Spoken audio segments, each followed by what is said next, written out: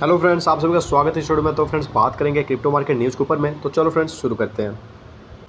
तो फ्रेंड्स बात करेंगे सबसे पहले वाले न्यूज़ के ऊपर में। तो यहाँ पर अगर हम लोग बात करें इस टाइटल की, तो आपको थोड़ी बहुत दिक्कत हो सकती है, मतलब थोड़ी कॉम्प्लिकेटेड हो सकती है, इसलिए हम लोग ज़्यादा यहाँ पे टाइम नहीं देंगे। यहाँ पे आप देखो ग्रे स्केल देखने को मिल रही है, उसके बाद 35% देखने को मिल रही है। अब इन्हीं दो डाटा को दिमाग पे रखो, उसके से आते हैं फ्रेंड्स अब थोड़ा सा नीचे और बात करेंगे हम लोग डिटेल्स में। तो यहाँ पर देखो जो ग्रे स्केल इन्वेस्टमेंट की जो बिटकॉइन ट्रस्ट है, जिसको ऊपर में ही टाइटल में GBTC यूज़ किया गया था, तो इन्हीं की जो grey scale investment bitcoin trust है, इसी को अगर शॉर्ट में करो तो GBTC होता है। इसने क्या किया है, तो नए लो तक ये ड्रॉप हो चुका है। अगर इस सप्ताह की हम लोग बात करें, जिस तरह से जो बिटकॉइन फंड है उसने एक नया रिकॉर्ड लो का टैप किया, जो कि है 35.18% लो की, किसके अगेंस्ट में, तो जो बिटकॉइन स्पॉट प्राइसेज है उसके अगेंस्ट में। अब यहाँ पे बोला जा रहा है कि GBTC की जो ये डिस्काउंट स्पॉट है, मतलब जो इनकी स्थिति थोड़ी सी दयनीय चल रही है या फिर लो में चल रही है काफ़ी ज़्यादा, ये लगभग 577 डेज हो चुके हैं, कंसिक्यूटिव डेज, मतलब कि लगातार ये चीज़ बना हुआ है। अब नीचे हम लोग सीधे आएंगे ग्राफ पे और ग्राफ पे चीज़ों को देखेंगे। तो फ्रेंड्स यहाँ पर देखो, ये आपको है GBTC डिस्काउंट और प्रीमियम टू NAV3 ईयर। तो 3 साल की ये चार्ट आपको देखने को मिली। यहाँ पर देखो जनवरी 2020 से लेकर जुलाई 2022 तक लगभग ये चार्ट है, और यहाँ पे 3 ईयर यहाँ पे आपको देख लो सिलेक्ट किया गया है।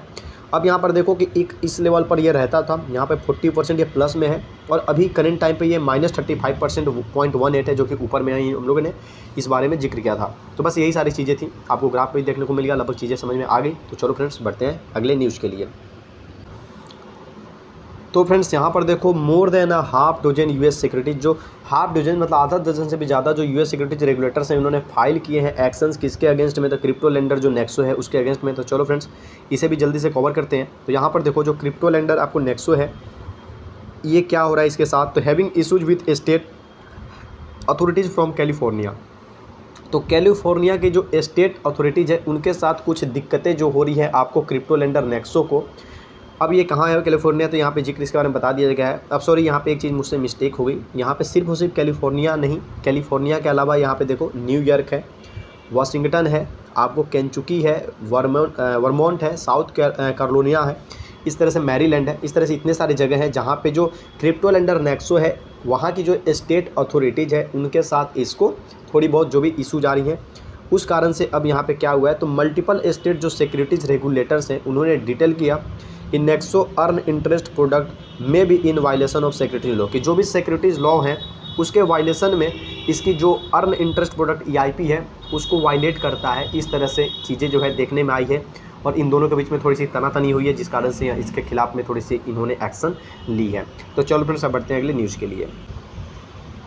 तो फ्रेंड्स अब बात करें यहाँ पर, तो देखो जो global man hunt for Terra Luna founder, जो टेरा लूना के फाउंडर डू केवॉन थे, आफ्टर इंटरपोल इशूज, जब इंटरपोल जो है उसने इशूज की है रेड नोटिस।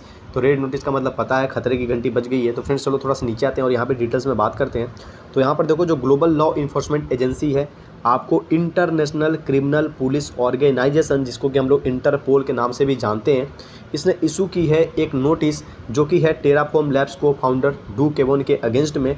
कब, तो just a few weeks after एक वारंट जो है वो इशू की गई थी, आपको अरेस्ट वारंट कहाँ से, तो साउथ कोरियन अथॉरिटीज़ के द्वारा इन्हीं के लिए, टेराफॉर्म के जो ये डू केवॉन है।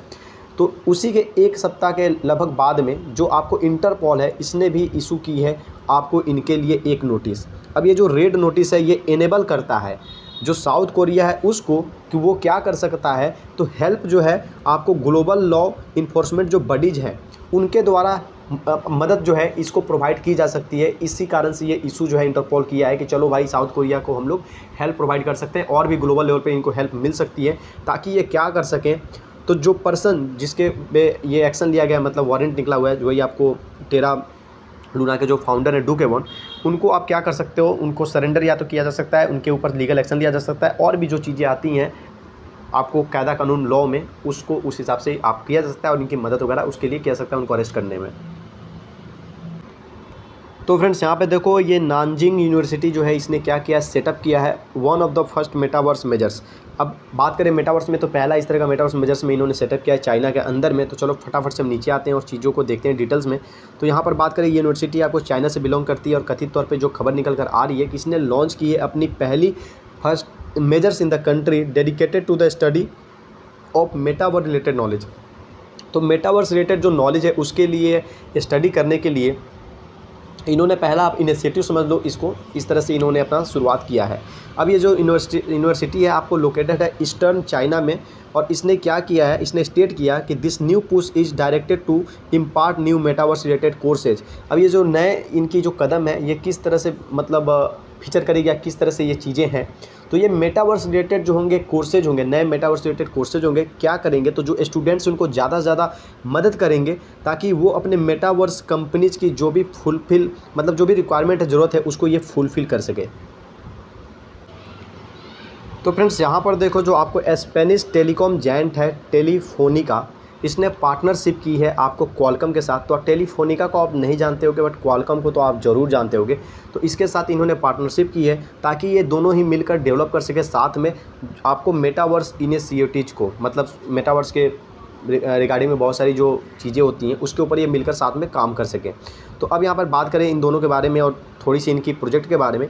तो टेलीफोनिका क्या है, तो एक लार्जेस्ट आपको टेलीकॉम कैरियर्स है स्पेन के अंदर में। और वहीं क्वालकॉम के बारे में बात करें तो ये आपको फैबलेस चिप डिज़ाइनर है और जो कि इंक्ड है पार्टनरशिप मतलब इनकी है किसके साथ में, तो advance joint extended reality sorry यहाँ पर इन्होंने जो पार्टनरशिप की है उसके बारे में बात की जा रही है कि ये पार्टनरशिप क्या करेगा, तो इनकी जो होगी पार्टनरशिप जो रियलिटी और जो मेटावर्स इनिशिएटिव है उसके रिगार्डिंग में है। अब यहाँ पर देखो तो टेलीफोनिका क्या करेगा, तो यूज करेगा जो स्नैपड्रैगन स्पेसेज है जो कि न्यू टेक्नोलॉजी है क्वालकॉम के द्वारा, to bring these metaverse experiences to its customer, ताकि ये स्नैपड्रैगन स्पेसेज को यूज कर सके जो कि टेक्नोलॉजी है आपको क्वालकॉम की, और इसकी मदद से ये क्या कर सके तो जो मेटावर्स के एक्सपीरियंसेज है अपने कस्टमर के पास पहुंचा सके। अब ये जो एग्रीमेंट है इसमें और भी चीज़ें कुछ इंक्लूड है, जैसे बोला जा रहा है possibility of pursuing joint commercial opportunity. अब जो कॉमर्शियल अपॉर्चुनिटी यहाँ पे निकल कर आती है वो भी दोनों की मिली जुली चीज़ें यहाँ पर देखने को मतलब आगे चलकर मिलने वाली है। तो फ्रेंड्स यहाँ पर देखो जो बाइनेंस है उसने रिज्यूम्स कर दिया है अपनी ऑफरिंग जो फ्यूचर्स ट्रेडिंग प्रोडक्ट्स थी उसको, किसके लिए, तो जो साउथ अफ्रीकन यूजर्स हैं उसके लिए। तो चलो फटाफट से नीचे आएंगे डिटेल्स को देखेंगे।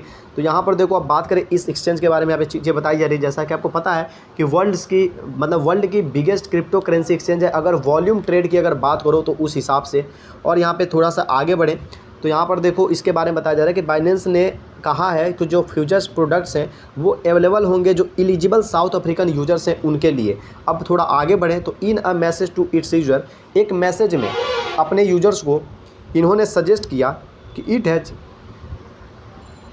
Has rectified issues with the regional regulator and that its activities in South Africa are now above board. तो फ्रेंड्स यहाँ पे इन्होंने बोला कि कुछ दिक्कतें थी इनको रीजनल जो रेगुलेटर है उनके साथ में थोड़ी बहुत जो इश्यूज़ थी, लेकिन अब जो इनकी एक्टिविटीज़ है साउथ अफ्रीका में जो भी वहाँ के मतलब कस्टमर्स हैं या यूजर्स हैं उनके लिए चीज़ें जो है फिर से बोर्ड पे पटरी पे मतलब आ चुकी हैं। अब वो फिर से चीज़ें को मतलब फीचर्स को अपने जो भी हैं उसकी लुत्फ़ उठा सकते हैं, बस आमतौर पे कहने का मतलब यही है।